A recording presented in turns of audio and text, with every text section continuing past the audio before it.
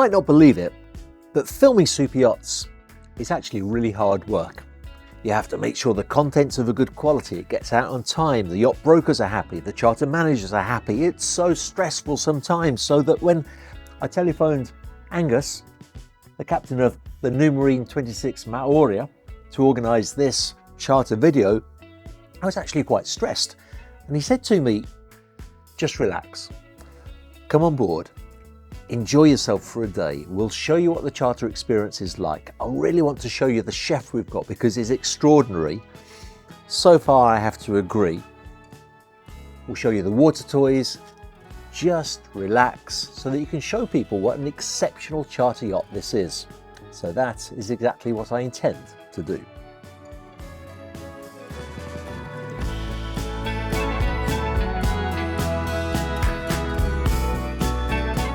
Yarrick and I enjoyed breakfast with Captain Angus whilst Slava filmed us, and I have to say that this was as good a spread as I have experienced anywhere. Many yachts considerably larger than Maoria will send the chef to a local bakery ashore so that they can buy fresh pastries for breakfast, and that's absolutely fine. Maoria doesn't do absolutely fine though. They do absolutely fantastic. Every baked item on that table had been baked by Chef Lorenzo, and it's clear that he loves feeding guests on board and showcasing his incredible talents. You'll have to take my word for it, but as beautiful as the presentation of the food was, it actually tasted even better than it looked.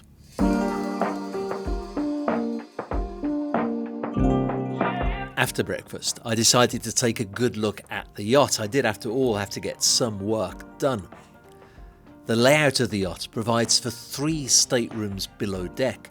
What I originally thought may have been the master turned out to be the VIP stateroom. I certainly don't think any charter guest will complain about this.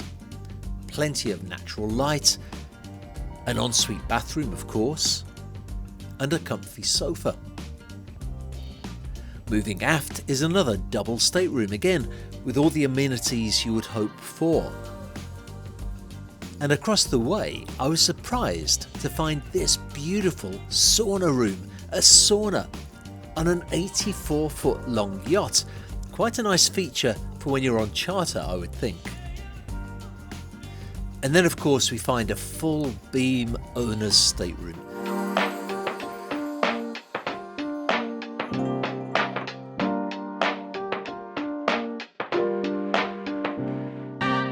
Complete with a walk-in closet and a truly sumptuous ensuite bathroom.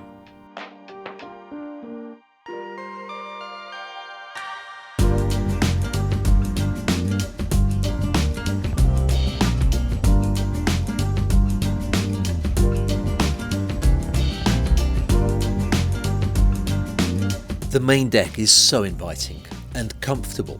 It is simple, it is elegant, and it is very practical if you're on board with a family or with friends.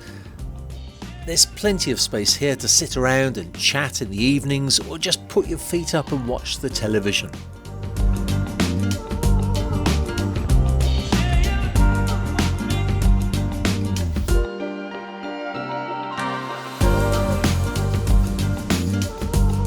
We'll come to the galley in a moment, but first, let's appreciate the amount of exterior space available on what is essentially a pocket super yacht.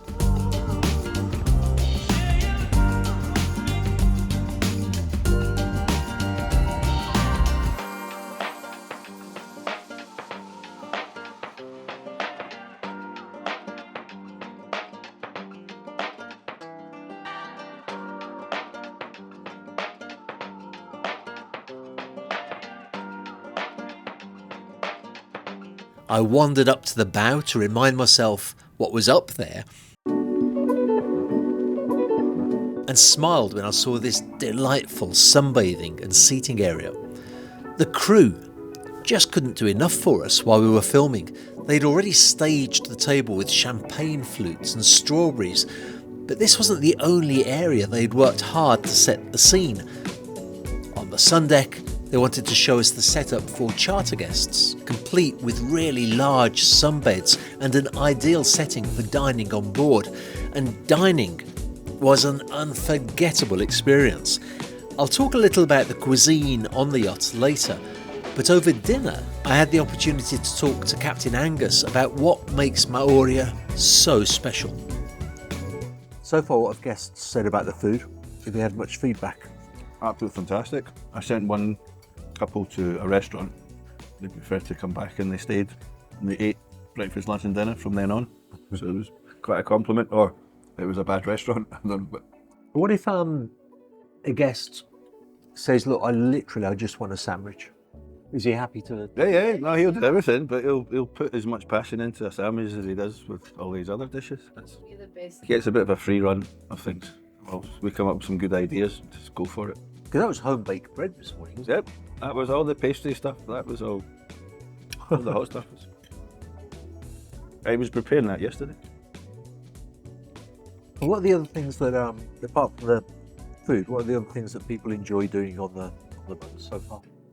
Well, as you see, there's quite a lot of space around the boat for this size. So we've had the 3 charters that we've had so far been quite varied. So we've had a bunch of well-to-do gentlemen in their early 20s doing the Monaco Grand Prix. So there's a lot of running in and out with the tenders, but then they were coming here enjoying getting away from all the chaos of the Grand Prix. And then the next charter, that was coordinating with the other yachts on a wedding. That was quite entertaining in Sardinia. So that was a lot of driving, but a lot of times. And then a lovely couple we had for 3 or 4 days just by themselves. So we can accommodate with a lot of people. Great yacht for like a romantic week. But this is it. You mean we've got enough to cover everything because it's with the 3 berths instead, with the sauna and the 4th cabin. It's quite a small amount of people you can have on board. But even with the full complement, there's plenty of spaces to get away from. Have they used the sauna yet? Any of the guests? Yeah, well, actually, the Saudis we had, they used it the most, so I was quite surprised. But yeah, it's quite a bit of a novelty. The Swedes, they used it as well, and yeah, surprisingly, it's used much more than it was last year. And if somebody wants, say, a massage, which I would imagine a lot of people, when you're on vacation, that's kind of... Yeah, you mean hopefully we could, like with the preference sheet and the communication we have before the charter, we could probably make sure that's organised. But depending where we are, it's usually just one phone call away for people to come on.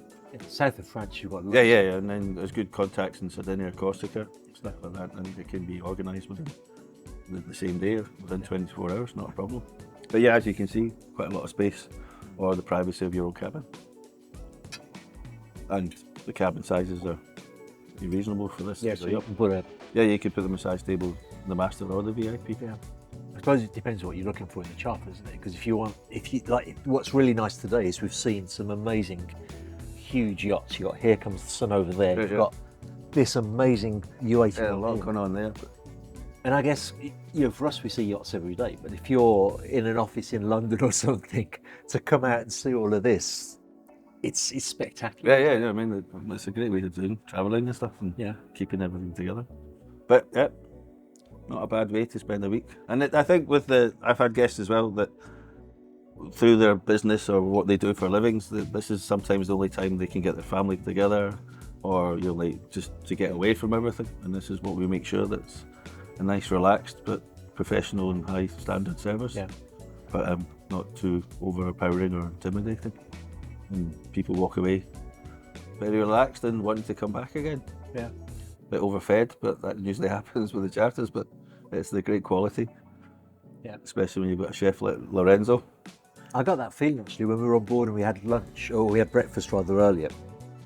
And then I was walking around the boat, that as far as the crew go, you're kind of punching above your weight really, aren't you? You've got crew which I think would not be out of place on a 70, 80... Oh, that's it. You mean to keep a good crew on this size of vessel, you have to look after them properly and make sure that there's good benefits to keep them.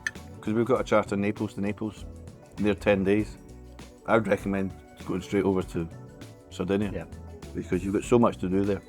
Then, as I said, 4 or 5 hours of total navigation, you can be everywhere. And here, if you were doing Monaco to Monaco, what sort of itinerary would you recommend? Well, you go along the coast. I mean, even to Marseille, I mean, there's some fantastic bays around there, and a little bit further. But I mean, you get a bit out of the normal. Where are the Pokerol Islands? Well, that's just before. That's Toulon. Right. So that's after Saint Tropez. So you can do the Saint Tropez. You got the Cannes, and Yeah. a lot of people like Antibes as well. And then depends if it's a week's charter. I'd like to stay quite close. But if you've got 2 weeks, then you can start doing overnight passages and stuff like that. So you could do Monaco to Naples, that kind of thing. I guess if somebody books a charter Monaco to Monaco, it already tells you something about what they want. Yeah. And then because otherwise they'd be going to Croatia or something. And then depends the longevity. But it's within a week, it's Saint Tropez, Cannes, and these areas. You're not going to be doing any big navigation, weather permitting. I mean, that will affect a huge chunk of their charter if it's 1 week. But usually I try to talk to them and have a chat, and if it's organised, I like to meet them, because I think when they're choosing their preference sheets and stuff, they're in an office, they're not really feeling it. So it's a good way to get some ideas out of them. You're right, actually. They're probably sitting in their office going, oh, tick, tick, tick, tick. I'll just have that wine, and then they come back with it. You ordered that.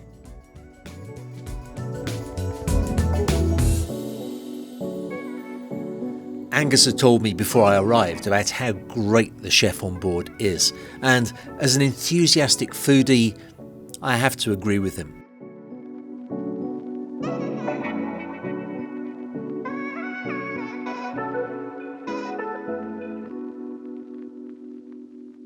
But it should also be mentioned that Maoria is well set up for water sports.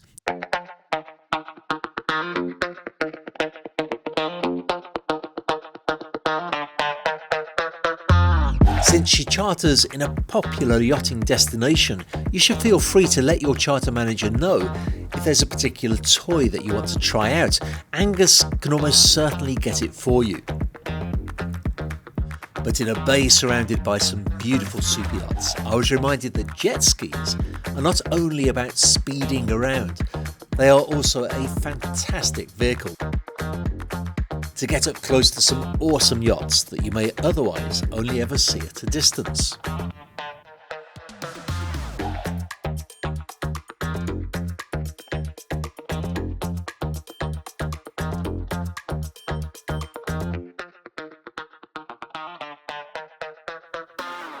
Well, before I knew it, the day was nearly over and I had to get dressed, ready for dinner.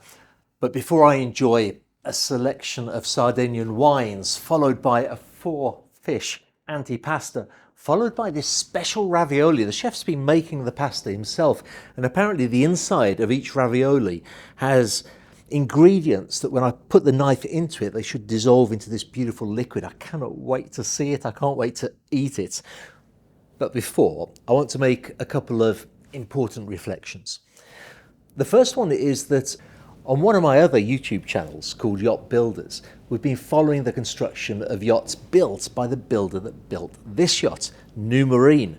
And one of the things that they always talk about is the importance of sound and vibration control. In fact, they have a company called Van Capellen that's well known in the yachting industry for reducing the sound and the vibration on a yacht. It was the first thing I noticed. When we left the port this morning in Nice, first thing I noticed was how quiet the engines are. And it's great to know that it's not just empty words when they talk about sound and vibration. It really works. The Van Capellen sound and vibration package works beautifully on this yacht. The stabilizers are electric. That makes less noise. And I have to tell you, even though right now we've got a little bit of movement because yachts are leaving the bay, and when they leave, of course, they cause a wake. But generally speaking today, those electric fin stabilizers, which work at 0 speed, have been fabulous. It's been great conditions to be able to film in very, very stable yacht. But the other consideration I want to make is regarding the crew. This boat, this pocket super yacht, is absolutely punching above its weight. The crew on this yacht would not be out of place on a 100-metre yacht, 150-metre yacht. That's the level of service. We've spoken a lot about the chef because he really is exceptional, but every single crew member has been so hospitable, so helpful, so cooperative. that's what a great yacht charter should be about. Now, when you charter a yacht, of course, you always have to check who the crew are. You'll be sent the crew profiles because sometimes crew will leave one yacht, go to another one. But what it speaks to is the mentality of the captain and the owner of this yacht. They understand that to have a great charter, you have to have great crew. And they do have great crew. If you're looking to charter a yacht this year, if you're looking to really enjoy the yachting experience in the south of France, in Corsica, in Sardinia, this is the yacht to try out. Do contact us for more details.